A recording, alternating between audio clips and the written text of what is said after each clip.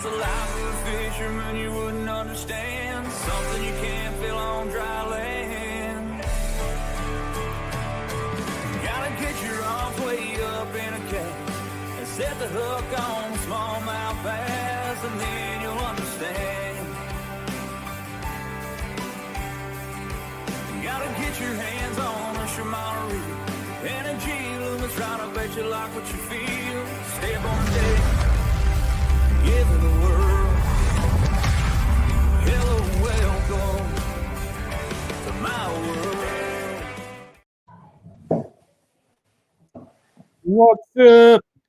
My computer's going bat crap crazy over here, so I don't know if that intro played or not. I think it did. Yeah, so welcome back. Welcome all you Facebook Live fishing freaks. YouTube Live. We are at a new time frame, a new time section. To be honest with you, I am tired by 8:30. I'm usually in bed by about 9 o'clock. I'm not going to lie to you. With this time change, man, I just have a lot of stuff on my mind all day, every day. It seems like I wake up at 6 o'clock or 6 o'clock in the morning. When I wake up, my brain doesn't shut off till about 8:30. And when it does shut off, it is bedtime. Yeah, it's the time changes always. I feel like we complain about this every year. Like, why? And I mean, not we. I mean, everyone complains about this every year. Like, why don't they change it? Yeah, I don't know. Why don't they just like take an hour off and like split it down the middle and just leave it that way? Yeah, Makes too much sense. I don't know. But anyway, guys, welcome back to this episode of On Another Line. Again, we're an hour earlier than normal, just for the simple fact is I think it's dark outside right now, and not many people got anything going on after about 5:30. So we tried 7:30 tonight, see what happens, and it possibly could bite us in the rear end. But we normally have about, 13 people watching, and right now we're about up to that. So it looks like it doesn't hit us too hard. This past weekend, JR and I went down and fished a Shimano Owners Tournament in Lake Cumberland. We'll talk about that in just a second. We've been talking about some new baits coming out. A couple of those are going to be from our buddy Jesse at Blue Rock. We're going to talk about those in just a second. He has a new compact stand-up jig that's going to be coming out, which is pretty daggone amazing. Matt Messer making the freaking Elite Series. That is, dude, like that's like next level. Dude's made it to the Bassmaster Classic last year. I don't feel like that's going to be his last one now that he's actually on the Elite Series. Hard enough to get there, really hard to stay there. So definitely wishing him luck next year on the Elite Series. Fisher and I think, ended up winning the Angler of the Year. That Joker can fish too. A lot of hammers coming in there. And, you know, it was funny. They were, I don't know who it was that was just qualifying, but actually it may have been Fisher. He's not 21 years old yet, so they gave him grape juice to uncork during the celebration. Couldn't give him champagne. So pretty amazing stuff. But I left Friday morning early. I think I left here about 3 o'clock in the morning, got down to Lake Cumberland at Conley Bottom about 6:30. Got dark, got daylight about 7 o'clock in the afternoon, or 7 o'clock in the morning. 7 o'clock in the afternoon, it was still dark. But put my boat in and just went fun fishing, and I knew some spots that I wanted to try and I wanted to hit. And I pulled up to the very first spot that I wanted to run to, which was downriver from Conley Bottom, just a community hole that pretty much everybody knows about. Pulled in there, started fishing topwater because the lake was super calm. There was no wind. The sun hadn't come up yet. I was throwing a large spook. Like it wasn't a Spook Junior. I think it was like a Magnum spook, to be honest with you. It was big. I was looking for those bigger bites because, again, in those big tournaments like that, when you're fishing against 90 or 89 other boats, we come to find out there was 90 boats total. But there was not only that tournament, the South Central was fishing with us too. We weren't really fishing against them, but we were taking off with them, which means there was like 180 boats on Cumberland. And Cumberland's huge. So I was expecting to pull up on this spot because we were boat like 39, I think, is what we drew, or we didn't draw. It was first come, first serve. So I had boat 29, me and Dusty. So we take off, go to my first spot. When I get there, no one's there, which is amazing. So I pick up a topwater bait. Actually, I got ahead of myself. I'm talking about Friday. So I get there, pull up on my first spot, throw in this topwater, don't get any bites. Pick up a spinner bait because I crushed them on a spinner bait last year. And the white and chartreuse with willow leaf blades, 1/4 ounce. Get bit on that. Fish maybe 150 yards of this bank that I know holds fish. Then picked up a Spro Little John Type R and Rayburn Red, and I never put that bait down the rest of the day. They were absolutely knocking the sides off of that bait. Like, I mean, crushing. Like, they were eating it to where, like, you couldn't even see the bait in their mouths when I would hook them, which was, tells me all I needed to know. Pre-fished all daggone day long. I didn't beat those fish up. Like, I caught 1 or 2 off the bank and left. And every bank that I pulled up to that looked good had fish on it, and I caught them. And I ran from Conley Bottom all the way to the dam, fished Indian Creek, Otter Creek, and worked my way all the way up, just hitting, pockets and flats and things trying to find fish. Ended up having about 12 and a half, 13 pounds. I only had 4 fish, keeper fish, because most of the fish I was catching were smallmouth. Smallmouth down at Lake Cumberland has to be 18 inches long to keep them. So most of mine that I was catching was anywhere from 15 to 17-ish, 17 and a half on that crankbait. And then Dusty and I ran down to that spot the next day. First day on Friday was super bright, bluebird skies. The only thing going good for Friday was the barometric pressure was stable. It wasn't rising or falling, and it was about where it needed to be. So normally when that happens, you could pattern fish. So every time I could pull up on a point on Friday, I could catch a fish, whether that be, most of the time I had to have rocks on it, but especially if it was a sheer drop-off point, I could catch fish on it.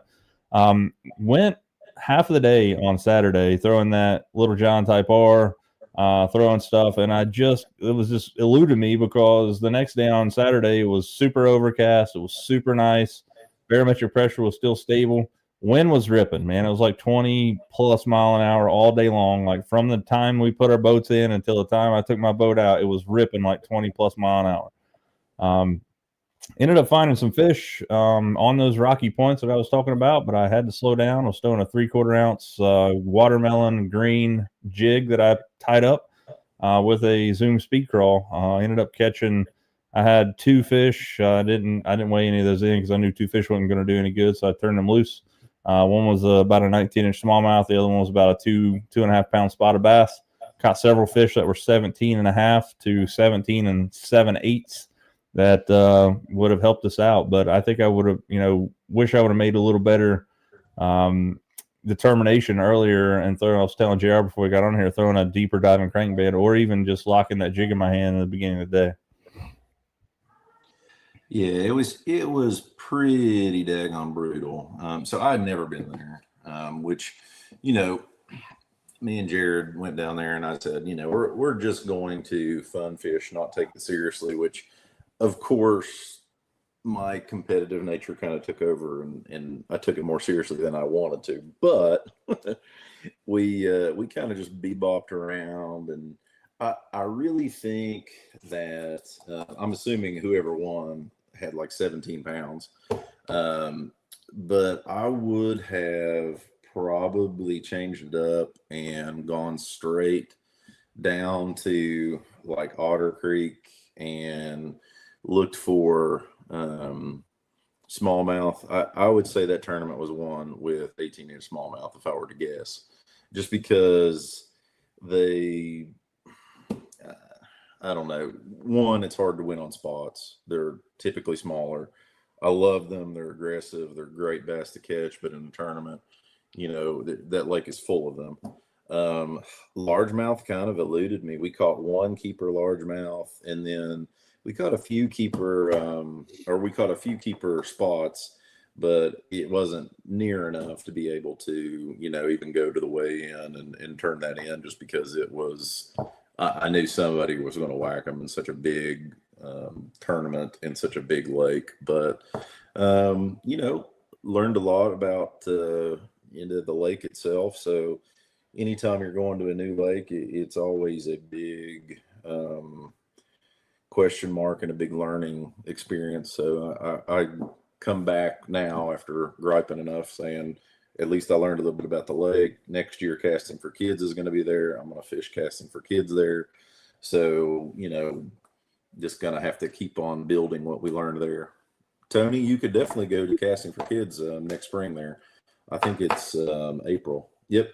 So that is an absolute monster striper that Jared caught on a 3-inch jig head minnow that I'm going to say the darn thing is probably 4 feet long.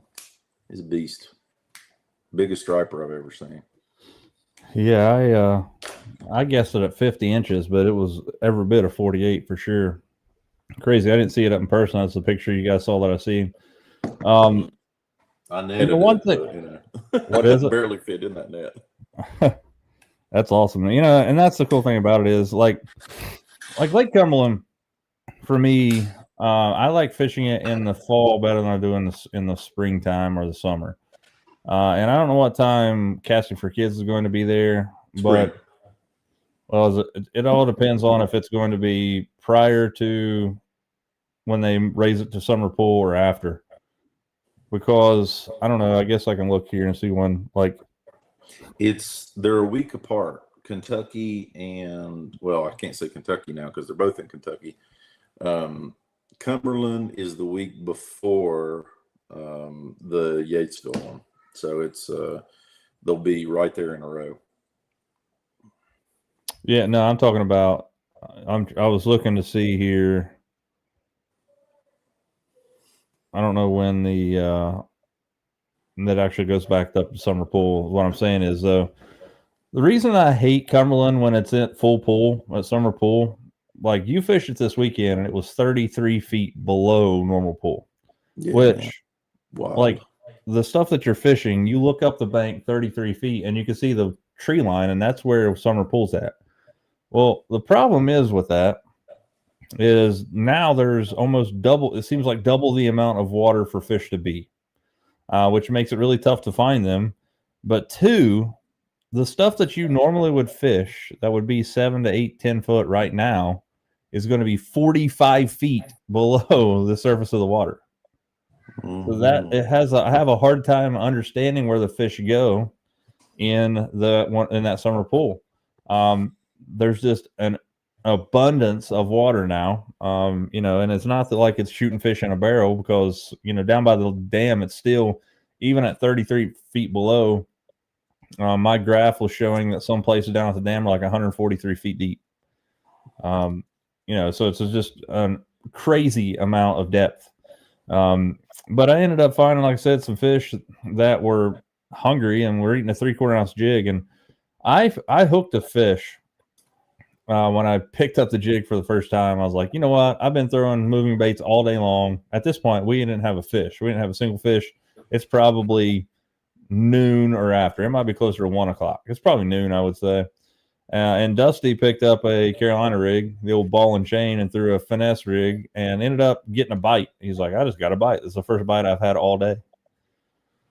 So I picked up a 3/4 ounce jig and threw it, fired it out, 30 yards in front of the boat at this rocky point. And as soon as it hit the water, it went down, hit the rock, and I picked it up and it got annihilated, man. I mean, just about ripped the rod out of my hands. So I set the hook.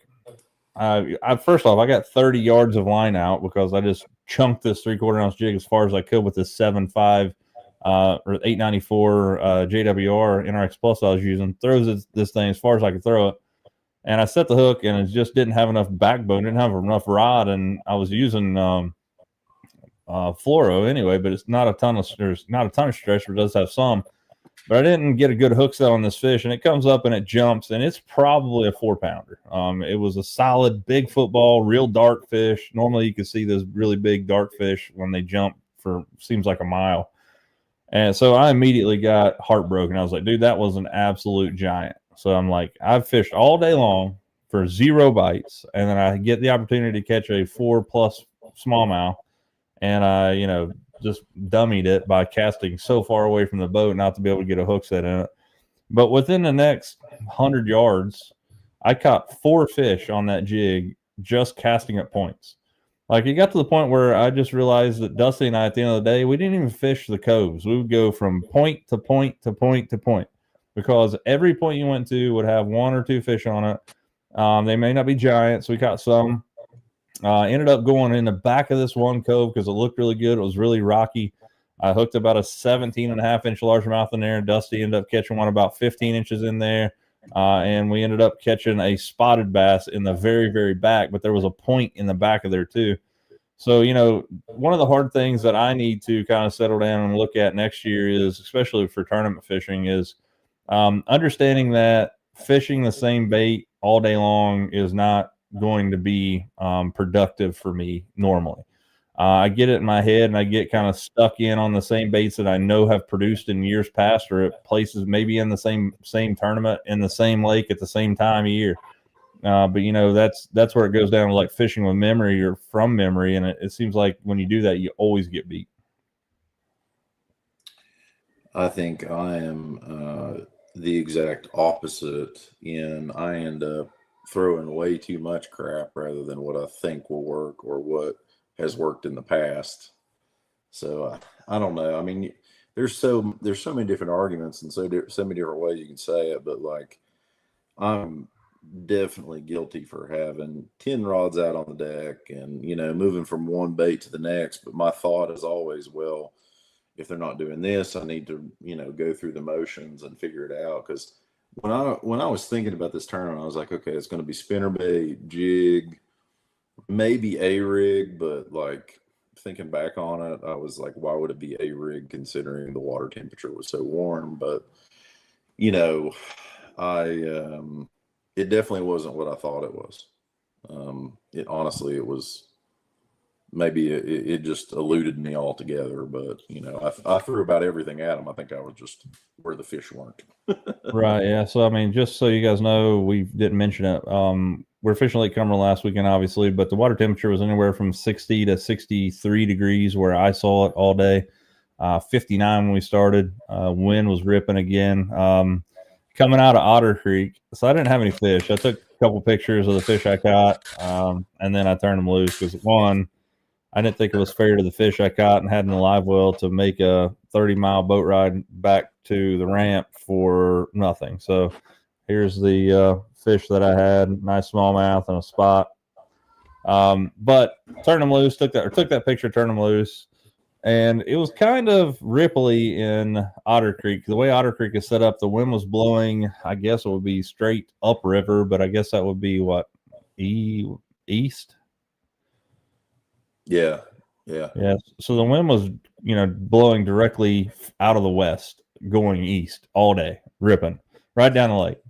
Well, we pulled out of Otter Creek, and I see whitecaps. I'm like, this is not going to be good. I was like, good thing we don't have any fish because we're probably going to be late. And I turned, you know, into these waves. The waves were going upriver the same way we were getting ready to go, and I got my boat in these waves. And dude, it was absolutely rocking. I'm talking like 4-footers up until almost to the state park. That bend right before you get to the state park, that I was thankful for that windbreak there for that bank, that 33 feet of bank that's not covered in water right now was a heck of a windbreak.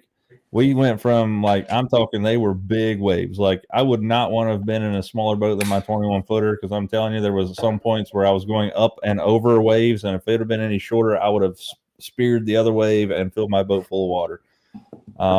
You know, so it was a kind of a, you know, rough ride there for a minute. Ended up we were hitting so big waves that it loosened the my graph mount off my console. I have to go put some more non-permanent Loctite on the bolts because it actually vibrated them loose.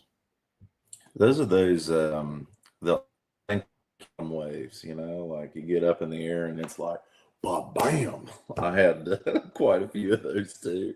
That's why I actually ended up going, you know, like going toward Otter Creek, Otter Creek's left, Beavers down and further to the left, and then going to the, like, we got out of those waves by going to those little cuts up to the right. I couldn't figure out what else to do, so I just started scoping some fish, and that ended up working out. Caught some, you know, 4 or 5 fish doing that. But Nothing great size wise. Yeah, it was the same. I don't know if you put this up here or not. Planning to, man. I don't have anything else going on. I hope. Last year, I can't even remember what was going on. I was out of town for something. Mm-hmm. Yeah, I want to fish both of them. I was just looking up the dates actually. So Cumberland will still be at Winter Pool. They go to Summer Pool in late May, is what AI told me on Google. And it's April 18th is Cumberland. Yatesville, Painesville is April 25th and 26th. So Cumberland's a 1 day, and Yatesville, Painesville are the same. So that'll be the same. I want to fish both too, Tyler. I just want to keep supporting them. They actually, I think today was the day they actually took the check for $100,000 down to Shriners Hospital, and I mean, how could you not support that? It's incredible. Yeah, it's a good time. So they're not having the one at Douglas. They're switching that to Cumberland, or are they having it too?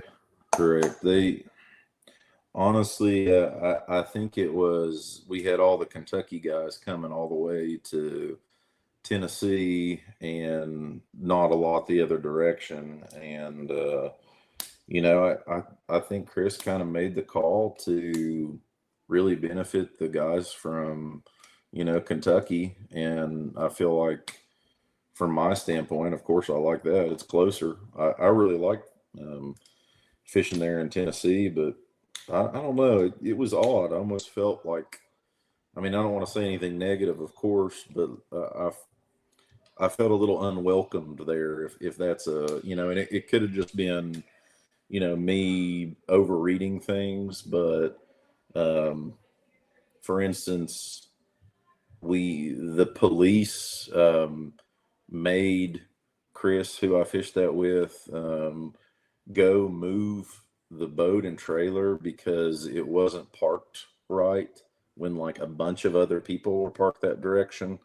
After the tournament had already started, they looked up my cell phone by looking up my truck's license plate number, and I don't know. It was very different. It didn't have that feel like everybody is there for the benefit of what Casting for Kids is there to benefit. And by no means do I mean to sound negative or say anything negative at all about that. I just it was very different than what the Kentucky tournament felt like, and certainly I hope that changes. What's up, Dale? How you doing, buddy? Good evening to you also. Good evening. Tyler, you nailed it. The great thing about it is that's the cool thing about it. It's for a great cause, but I've met a lot of really cool people through this, so it's definitely something I'm going to be working at. That was Douglas. That was at Douglas. That was the one prior to the championship. They always have two. One's always at Paintsville, or starts at Yatesville. Second day is at Paintsville Lake. Normally, unless something really changes this year, that thing is already full. Normally, there's a waiting list of like 50 people waiting to get on that tournament.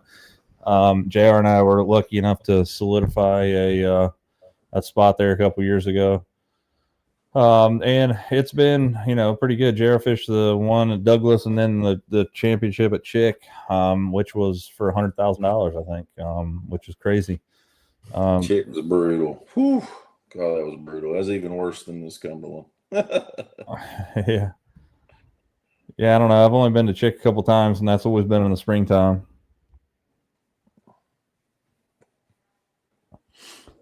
Got 30, 40 smallmouth, few spots Saturday in Cumberland, Nashville. No size. I have one keeper spot about 14 and a half. Water temps 56, 57.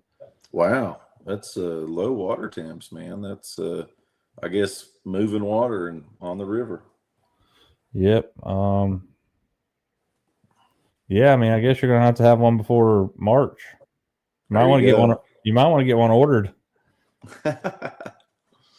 Yeah, you can design every bit of it, and they'll have it ready for you before then. I think I ordered mine on my birthday, November 10th, and I ended up getting it on my son's birthday, January 14th. So if that's any indication for how long it takes for them to get it set up. And of course, we're talking about Phoenix. Yeah. Chris Malone fished down there with us too. It was nice to see him down there. Yeah, I didn't get to see him. Him and Whitney Stevens, I believe, fished together. Whitney Stevens, by the way, I'm going to try to get him on the show here in the next few times we're on. Whitney Stevens is a 2-time Bassmaster Classic qualifier. He lives up around Waverly, Ohio. 8 weeks. Yeah, that's cool. That's quicker. Well, now will be the time to order one before people start ordering them. Most people order them in the wintertime so they know they'll have them for the spring. Yeah. All the pros are already getting theirs. They're putting in the, so many hours on it break-in period.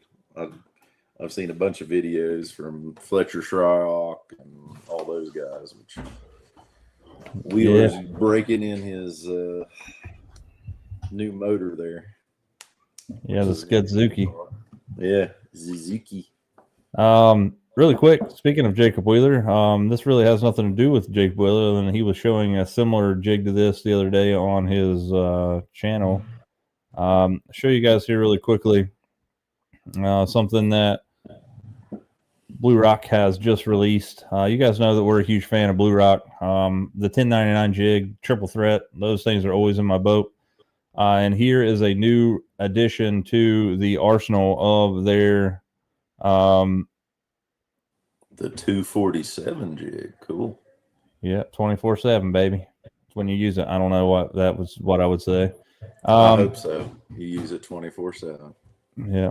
Don't know. I'll have to ask Jesse. But just like any other of their stuff, they got a lot of good, man. That Gobi color looks good. Look at that thing. That looks like a good blue crawl kind of thing with it too, actually. Natural crawl, PB&J, black and blue. That PB&J looks freaking sexy too. But claims that is the best stand-up jig in its class, and I can see why. Most of the jigs you see in this size range are going to be tungsten heads, and this is 100% made in the United States. I'm sure you guys do know this, but if you don't know, tungsten has an absolute absurd melting point. It's like 8,000 degrees Fahrenheit or something. I don't know. I'm probably saying that wrong. Let me check this out. 800 Kelvin. 6,192 degrees Fahrenheit. So, with that being said, it's impossible for somebody like Jesse to melt that. And normally what happens is, guys, is they put a tungsten powder in some kind of substrate, like a lead substrate. That's why you see, like, on tungsten jigs, it'll say like 99.5% pure tungsten. That'll be because it's a tungsten powder that's suspended in a lead substrate, kind of binds it together. But the reason that this thing has a lot of stand up to it is the fact that the head's a little bigger. It's a football. It's like a finesse style football jig that has a flat head, similar to like a spot or a what do they call it? There we used to, like, Buckeye used to have one called spot remover. Spot remover. That's it. Yeah. Same deal. Really nice stand up. I think these things have I think it's a 1/0. Nope. 2/0 as the 1099. Vertical line tie. He had a couple of other stuff on here. I can't remember what was actually new. But the 1099 is all this shirt is new. Actually, this is all new stuff right here. Pretty sweet shirt. Making good stuff. Yeah, man. Again, if you're looking for a nice jig, you should check out.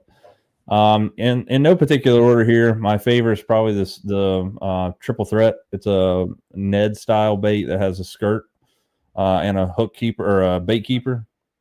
Throwing something like what's the TRD crawls or fire on there. Really good around this area, especially when it gets tough. Grayson, Yaceville, you can catch them a lot. 1099, and then I'm going to have to grab some of those 247 jigs because they are going to work out awesome, I'd say. And I know that Borders just got restocked with that stuff. I'm not sure if he got the 247s in or not. They weren't released when he got that, so I don't know if he did or not. Yeah, I think it said on the little thing just now, Tyler, 2026. So I don't. Can you even order them yet? He's been talking about it. Let's see if I can add him to the cart here. I know you guys are not seeing this, but yeah, you can order them. They have it in quarter ounce, 3/8, and half ounce. I bet that little quarter ounce will be fire. $5.99 a piece.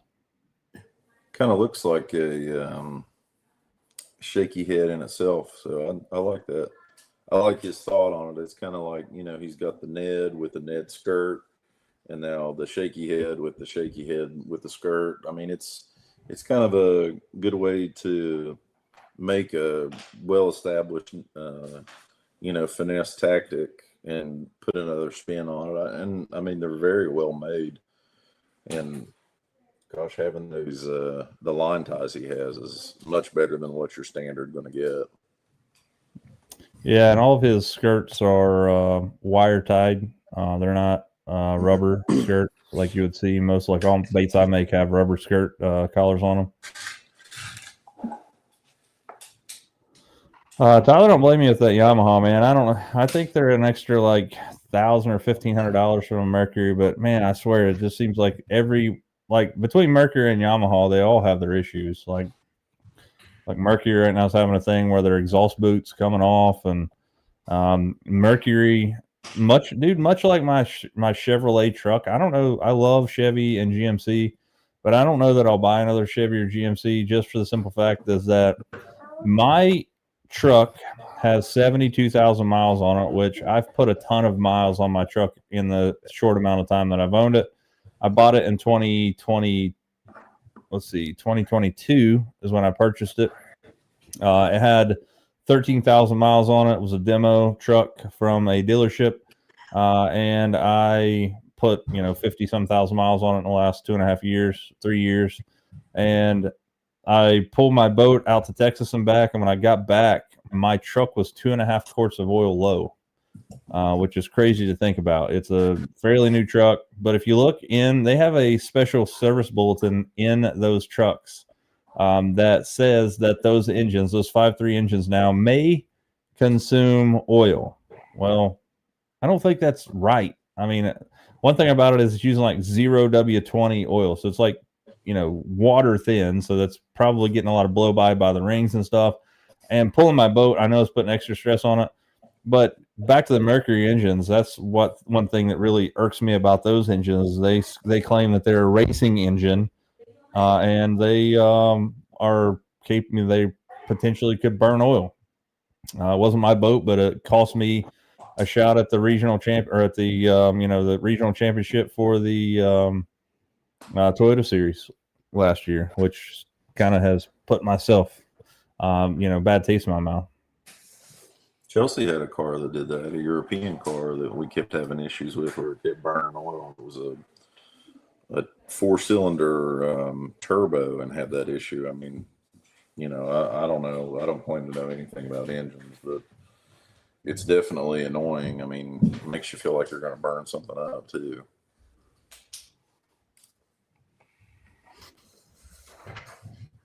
Yeah, I mean, Jesus, that would be a fast boat right there.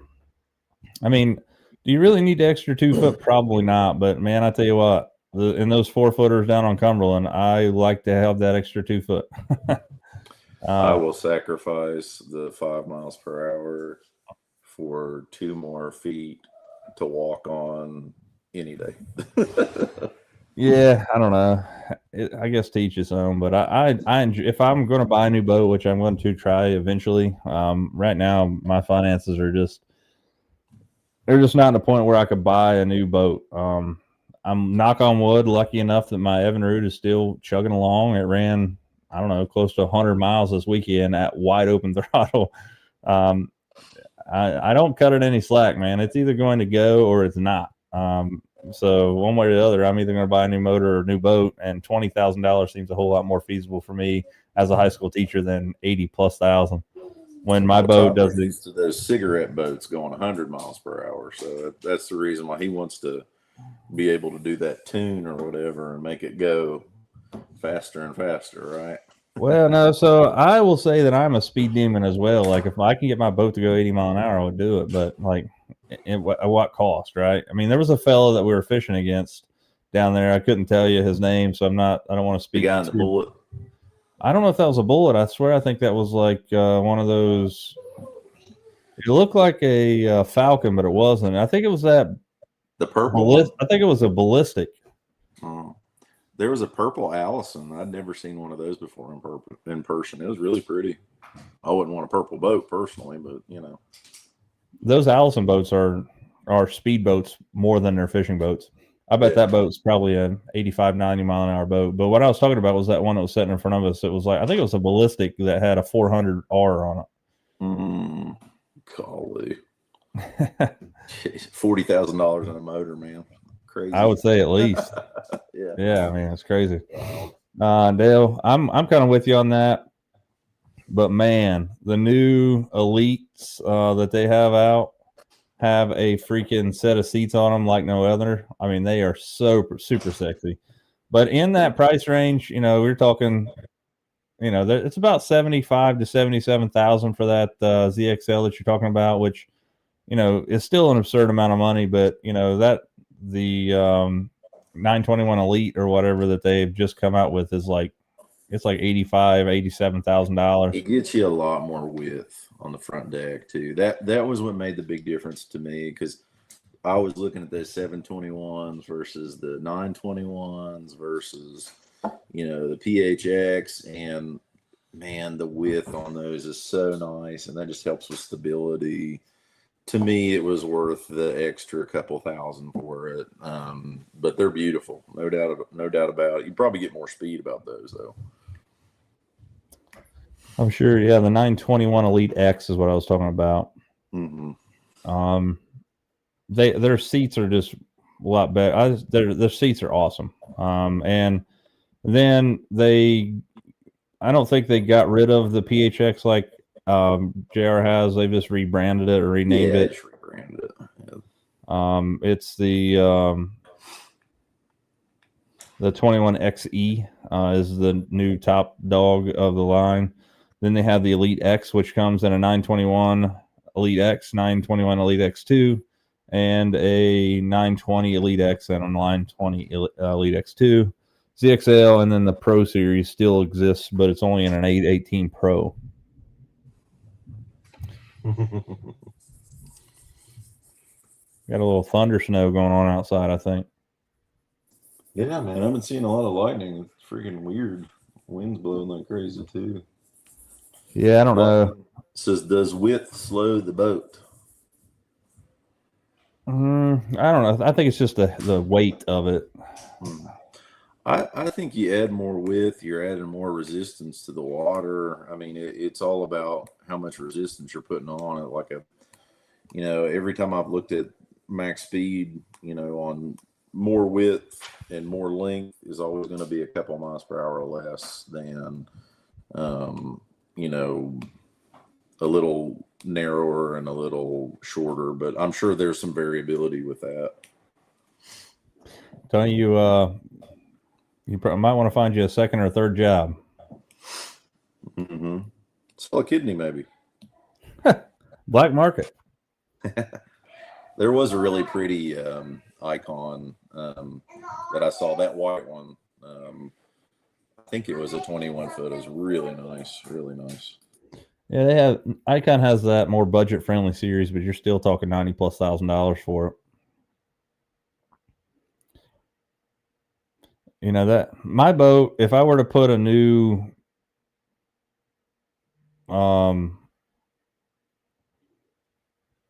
if I were to put a new motor on my boat, I figure my boat would be close. It'll be 75, 78 mile an hour boat probably, but I have so much gear in my boat at any given time.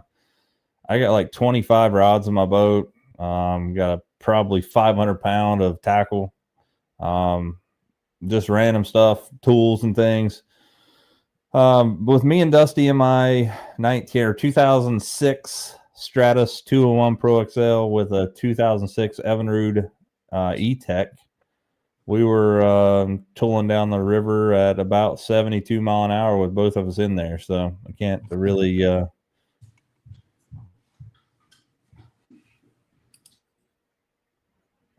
Yeah. Yeah, I get you there. It's funny to me too, but they have more. I guess I should air quoted that too. More budget friendly. It's supposed to be a couple mile an hour faster. So I'm not going to lie to you though. That's classic. Yeah, I guess so.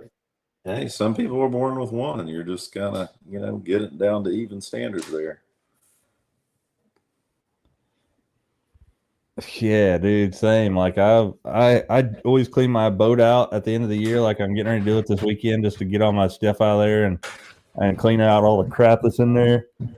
I dread it every year. Dude, I can't relate. I really don't keep much in there. Yeah. Okay. All right. Tell us another one. Oh my Lord, man! I've successfully ruined my adult money budget just because some bluegill bit a nightcrawler in like 1991. Yeah, man.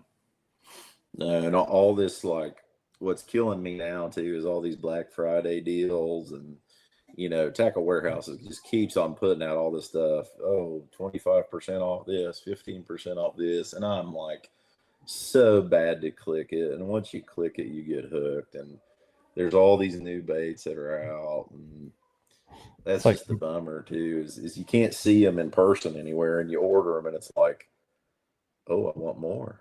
Yeah, it's like my precious. Oh yes, I'm very, very guilty of that, no doubt. Crazy. Soft plastics are my thing for sure. Going to send this reel right here back to Shimano. I think you guys saw it last week. This is the first Shimano reel that I've actually successfully blown up.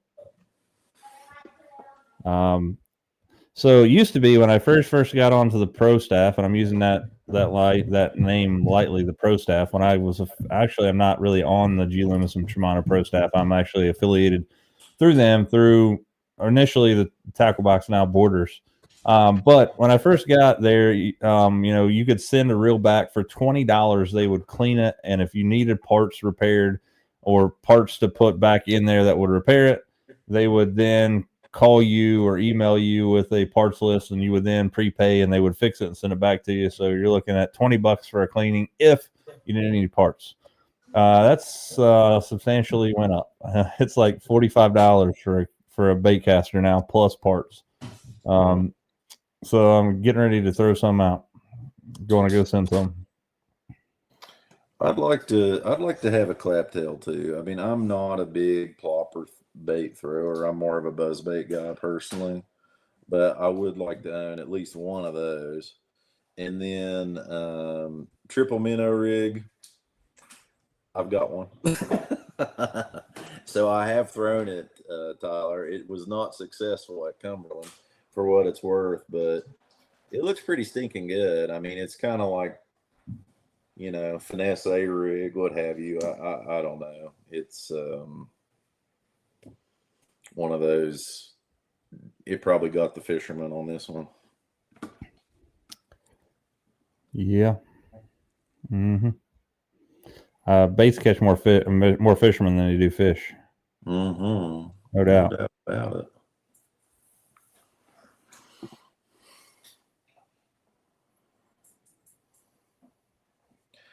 But, I know it's kind of a silly thing, but I kind of actually looking forward to cleaning out my boat, taking all the line off, all the fluoro off my reels, and then putting one thing that I've been doing every year is looking at all of my rods and trying to see what reel and rod pair best together, because I always play around with this, and it's I don't know, it's funny because I consider a lot of people we fish with good fishermen, and they could care less. Like, they're not interested in like optimizing rod and reel and line size and things like that. And I'm just one of those guys that like really wants to pay attention to like that minute detail. Like for me, um, this Poison Adrena glass with the 610 Poison Adrena glass with the Shimano Corrado 70 is like a match made in heaven. Like that reel rod and reel combo is perfect for computer chip baits, perfect for square bills. And like I'm always thinking, can I find that same perfection I found there with, you know, other setups like my Bantam, a 7-to-1 gear ratio Bantam, and again Poison Adrena 7.2 medium heavy glass is like perfection. And you know, and that simplicity and how good it goes together is something that I find joy in. So, you know, find joy in everything you do, right? Yeah.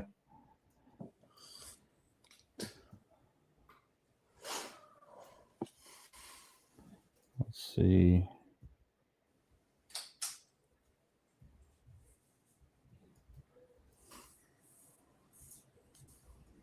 Man, it's Are you going to ripping get an right now. outlier? Dude, maybe if I can ever get one in. Yeah, Crazy. I'd like to get one of those too. I honestly, I got the X Pride 711. I don't know if I'll need something like that. Strick, we were just like really talking about how awesome your shop was and how much we loved it. You did miss it.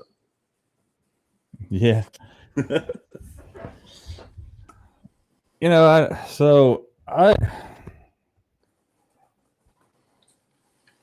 don't know. Like I get to fish with some of the most high end fishing rods on the planet, and again, not because I'm such a great fisherman. It's the fact that I guess I like to talk fishing, and it's worked out all right. But I don't know if it's a bottom contact rod for me. I will spend the most money that I could possibly spend. If I want something like a jig rod or, you know, a spinning rod or something I'm going to be throwing mostly bottom contact baits, I feel like that really upper echelon of rod and reel actually does make a difference. For example, I own, you know, like the most expensive reel rod and reel combo I have in my boat is an Interex Plus 8. It's 852 S JWR Interex Plus with an X-Sense on it. So you're looking at $1,150, $1,200 MSRP, which is absurd. Obviously, I didn't have to pay that much for it, but you know, like I feel like that there are situations like that. Now, I throw a lot of crankbaits and stuff on Poison Adrenas, but I don't feel like that they are that much needed, especially when you're looking at, you know, moving baits like that. But the one good thing about that, I can say that, you know, I throw a lot of like on a 7.2 medium glass Poison Adrena for like my holy crap, I'm sorry, it sounds like a torrential downpour outside. Oh, dude, it is like coming down out here, thunder and lightning. It's so exciting. Name that song or band, either one. So, you know, I don't know. I'm not going to be buying a Poison Adrena to, you know, I throw a lot of baits on Poison Adrenas. But I think the reason that I do that is that they're so stinking light. You can throw them all day long. Like you don't even know that you've been fishing. Tony, I have that chatterbait rod too, man. It's great. It's really nice. It's the Adrena is especially attractive to me because it's so light. I do like that. And the chatterbait rod that they have for the their NRX, it says it's a fast action, but I think it's probably a little bit more mod fast. Oh my goodness, how beautiful! Look at It's that. crafts time. You got to catch them. You got to catch them all. Yep. Pokemon. Pokemon. Sounds like a Jamaican prison to me. Pokemon. I'm glad, Tony. I'm glad I'm not the only one though. That's pretty funny that your son picks it up and he's like, "Well, you know, We'll throw a top water on this. Hey, Strick, if you're still on here, by the way, are you gonna get back to my dude? Like, he wants you to buff his boat out. Like, he said he called you and you didn't call him back or something. I don't know what he said. He said you were gonna get back to him and you never did. 842. I do not. Spinning rods that I own is going to be like 3 852. I have. Let's see. I'm looking up which one that is. I'm slower. Is that the spin bait rod? Yeah, it should be spin jig, I think. Spin jig, yeah. I almost bought that one, Lightning, but I never did. The one that I really thought was interesting, there's a 7'6" medium light for hair jigs and really light jigs. I think that is a super interesting combination for hair jigs, number one, up north. Two, I throw a lot of finesse jigs, whether it be like little tungsten jigs or that Secret of Summersville, that local guy makes those. It'd be perfect for that. So to me, with an NRX spinning, you can't go wrong. I mean, to me, that's a very interesting one. Specifically, I think that 7'6" one is really cool. I mean, I don't own any spinning rods that long. I have a 7'2". I think it's a Poison Adrena spinning medium light, actually, too, that I use for drop shot and that same thing. If I didn't have that one, I would probably want the NRX for that. So the NRX Plus spinning rods that I have, I own the 822 SYR, which is a shaky head rod. I have the 822. Actually, I don't have it anymore. I sold it. I had the 822 drop shot rod. I can give you the difference between, in my opinion, the DSR and the SYR. I think the SYR, the shaky head rod, has a little bit more backbone. The tips feel the same, but it feels like it loads up a little quicker on the shaky head rod. It felt like that 822 drop shot rod felt like a noodle to me, so I got rid of it. But most of my rods that are NRX Plus are 853s. I own 3 of them. They're just a great all-around rod. Get that extra 1 inch of 7-1. That little, I like that extra backbone also, because normally I'm throwing a spinning rod around timber and things, or up north for big brown cows, and I want to make sure that I have the backbone to get them in. I've had really good luck with them. I've broken one of the 852s. Matter of fact, JR and I were actually on that trip together at Lake St. Clair, broke the tip off from it fighting a fish in. G. Loomis was understanding, shipped me a rod right back. And that's the thing. I think that's why you pay the extra money for that warranty. And again, it just kind of is what it is. I fish a lot of Shimano stuff that isn't G. Loomis. And I'm sure you guys know this, but Shimano actually bought out G. Loomis like 25 years ago. And then Gary Loomis has made his own rods for a while. He's still making them called the Edge rods. They're pretty cool looking. I've never fished one, but I think Strick had some.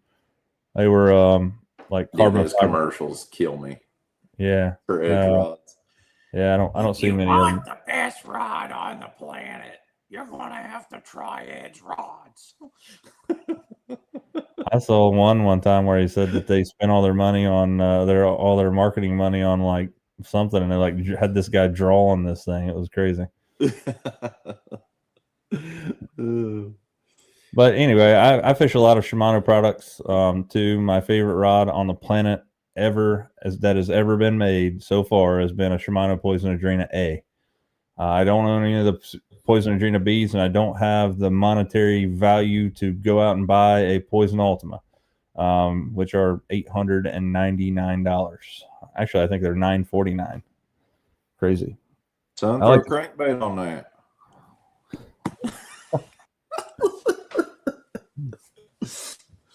All right. Well, not for me, but bro, to each their own.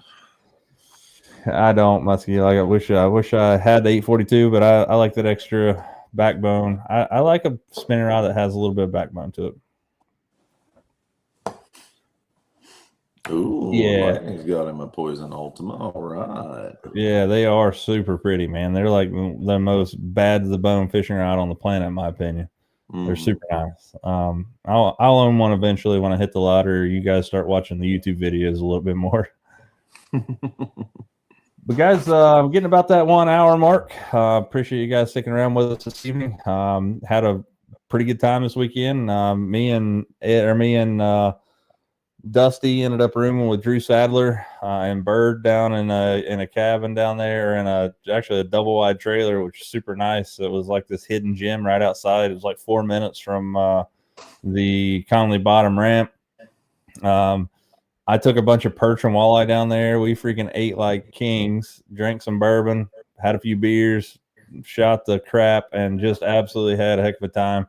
And that's one of my favorite things about fishing like that is the camaraderie. I was planning on camping, which I was okay with doing also. But Drew called me and said that he had some extra space, and that's where we ended up staying. It was an awesome time, but didn't catch them like I wanted to, but that's fishing and not catching, I reckon. I wish I would next year. My goal is to try to be a little bit more mindful of switching baits on a more legitimate time frame as opposed to just sticking one bait in my hand thinking that it's going to work, because it's probably not. 7 foot medium light spinning Adrena or Ultima. Holy crap. That's got to be the berries. Oh, I wasn't sure if he was talking about that, or is that the 842? Yes. Maybe, but he says right before that he said he has an Ultima, so I'd imagine. I gotcha. The Mexican chick is next level. Agree. Best thing about that trip. What was the name of that place? Delia's. La Cucaracha. La Cucaracha. Oh, man. I missed that place. We got him going to bed hungry now. Oh, I know. We went there like every evening. It was so good.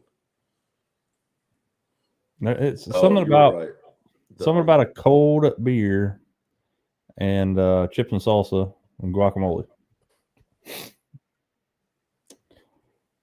Yep. Sounds all like right, guys. I appreciate you guys sticking around with this episode. I'm going to try to get some folks on next week. I'm going to reach out to Whitney Stevens, see if he'll be on. Maybe we can get Matt Messer on.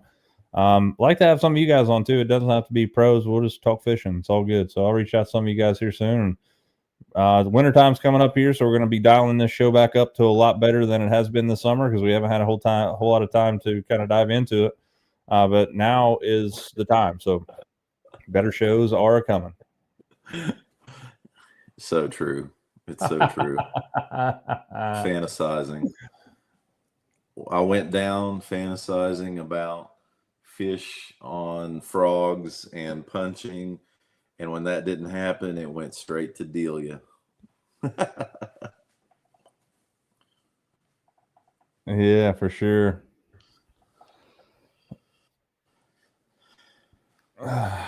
Guys, again, we'll see you guys next week. Get some people coming in. Better shows from here on out. So you guys know what to do. If you can, get out there and lean on them. We'll see you next time on Another Line. Thank you for tuning in to this episode of On Another Line Live. We truly appreciate your support, and we couldn't do it without all the amazing folks at home watching week after week. A big thank you goes out to our sponsors, who help make this show possible. Malone's Marine, Borders Sporting Goods, Solar Bat Sunglasses, Picasso Lures, Shimano, and Columbia Sportswear. Their partnership allows us to keep bringing you the content you love. We'll see you next time on Another Line. Until then, get out there and lean on them.